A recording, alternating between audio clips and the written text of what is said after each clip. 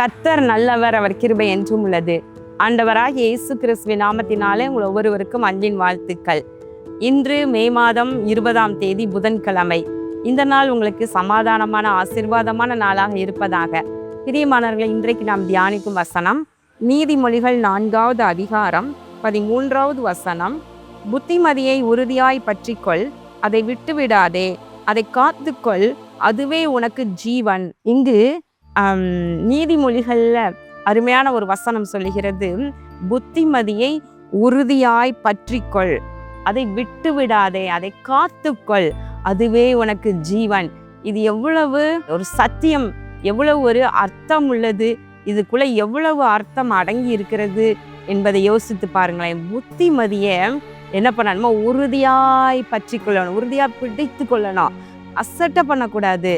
ஆமா, இவங்களுக்கு என்ன தெரியும், இவங்க சொல்றது உடனே இவங்க பேச வந்துருவாங்க, உடனே இதை செய்யாத அதை செய்யாத, இப்படி செய் அப்படி செய் என்று பேச வந்துருவாங்க என்று சொல்லி தான் இன்றைக்கு உள்ள வாலிப பிள்ளைகள் பெரியவங்களை பார்த்து இப்படித்தான் பின்னுக்கு பேசுறாங்க.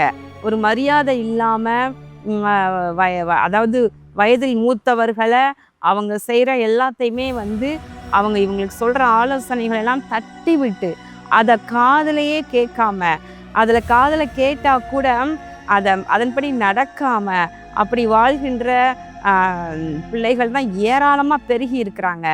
ஆனால் வசனம் சொல்லுது, புத்திமதியை நீ உறுதியாய் பற்றிக்கொள், உன் தகப்பன் போதகத்தை நீ கேள், அதை தள்ளிடாத. உன் தாய் வயது சென்றவள் ஆகும் போது அவளை அசட்டை பண்ணாத. தாயின் பேச்சை நீ கேள், அவங்களுடைய ஆலோசனைகளை புத்திமதிகளை கேள் என்று சொல்லி வசனம் சொல்லுகிறது. அதிகாரத்தின் முதல் பகுதியே, பிள்ளைகளே நீங்கள் தகப்பன் போதகத்தை கேட்டு புத்தியை அடையும்படி கவனியுங்கள். அப்போ ஒரு நல்ல தகப்பனுடைய போதனைகளை கேட்கும் பொழுது புத்தியை அடையலாம், புத்தியை பெற்றுக்கொள்ளலாம். இங்கு 3வது அதிகாரத்துல பாருங்க, என் மகனே, இவைகள் உன் கண்களை விட்டு பிரியாதிருப்பதாக, மெய் ஞானத்தையும் நல்ல ஆலோசனையையும் காத்துக்கொள், அவைகள் உன் ஆத்துமாவுக்கு ஜீவனும் உன் கழுத்துக்கு அலங்காரமுமாயிருக்கும். மெய்யான ஞானத்தையும் நல்ல ஆலோசனையையும் காத்துக்கொள் என்று சொல்லப்படுகிறது. அது ஆத்துமாவுக்கு ஜீவன். நம்ம நித்திய வாழ்க்கையில வழியில நடப்பதற்கு அது உதவியாக இருக்கும் என்று சொல்லுகின்றது வசனம். பிரியமானவர்களே, முதல்ல உங்களுடைய தாய் தகப்பனுடைய ஆலோசனைகள், பெரியவர்களுடைய ஆலோசனைகள், உங்களுக்கு கற்றுக் கொடுக்கிற போதகர்கள், அதாவது டீச்சர்ஸ், சபை போதகர்கள், மேய்ப்பர்கள், இவர்களுடைய ஆலோசனைகள், இவைகளெல்லாம் உறுதியாக பற்றி கொள்ள வேண்டும். இந்த அருமையாக இங்கே என்ன சொல்கிறது, என் மகனே, என் வார்த்தைகளை கவனி, என் வசனங்களுக்கு உன் செவியை சா என்று சொல்லி, அவைகள் உன் கண்களை விட்டு பிரியாதிருப்பதாக. எல்லா காவலோடும் இருதயத்தை காத்துக்கொள், உன் வாயின் தாறுமாறுகளை உன்னை விட்டு அகற்று, உதடுகளின் மாறுபாட்டை உனக்கு தூரப்படுத்து, உன் கண்கள் நேராய் நோக்க கடவது, உன்னுடைய கண்ணிமைகள் உனக்கு முன்னே செவ்வையாய் பார்க்க கடவது, உன் கால் நடையை சீர்தூக்கி பார், உன் வழிகள் எல்லாம் நிலைவரப்பட்டிருப்பதாக, வலது புறமாவது இடது புறமாவது சாயாதே, உன் காலை தீமைக்கு விலக்குவாயாக. எவ்வளோ புத்திமதிகள் முத்து முத்தாக ஒவ்வொரு வார்த்தையையும் பற்றி கொண்டு, இதை போல ஏராளமான வார்த்தைகள் தேவன் நமக்கு ஒரு தகப்பனாக சொல்லி கொடுத்திருக்கிற ஆலோசனைகளும் எச்சரிக்கையான வார்த்தைகளும் ஏராளமாய் வேத புத்தகத்தில் அமைந்திருக்கிறது.